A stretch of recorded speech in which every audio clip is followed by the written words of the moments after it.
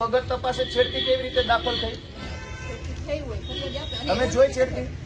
તમે જોઈ? તમે પોતે ત્યાં ઉભા હતા, તમે પેલી બેનને ધક્કો મારીને બહાર લઈ જાવ છો. એ તો સાહેબ એ તો પછી હું આવી હતી, એ પેલા તો બનાવ બન્યો. તમે છેડતી જોઈ? ત્યાં છેડતી કરવા ગયા હતા લોકો? બનાવ બની. હું શું કહું, આ છેડતી કરવા ગયા હતા ત્યાં? એ છેડતી કેન્દ્ર છે? એ કોલેજ છે તો ત્યાં છેડતી કરવા ગયા? કોલેજ છે? કોલેજ છે? આ કોલેજિયન છે?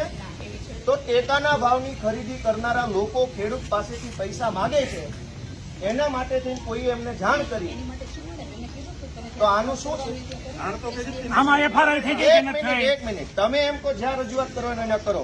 પ્રાંત અધિકારીને 18, 19, 20 તારીખે 3 વખત રજૂઆત કરી. આરએસસી કલેક્ટરને 18 ને 22 તારીખે 2 વાર રજૂઆત કરી. કલેક્ટર સાહેબને 24 તારીખે મેં રજૂઆત કરી. 24 તારીખે સીઈઓને રજૂઆત કરી અને 24 તમને એફઆઈઆર આપી. હજુ તમે એમ કહો રજૂઆત કરો. ગુંડા તમને રજૂઆત કરવા આવ્યા હતા? બેન, ભગવાનથી ડરો, ભગવાનથી ડરો. તો ધીમે એટલે પણ હું કઈ ખાઈ ગયો? તમે અમને ઉપર ખોટા આરોપ મૂકો. બેન, તમે છેડતીનો આરોપ કેવી રીતે લગાવ્યો ના પર? હાલો, પગે લાગુ. લો, છેડતીનો આરોપ કેવી રીતે કર્યો? કેવી રીતે છેડતી કરી હમણે? નહીં, કેવી રીતે છેડતી કરી હમણે? છેડતી કેવી રીતે કરી? ફરિયાદીનો બધું કે છે, મેં કીધું. હું પગે લાગુ તમને.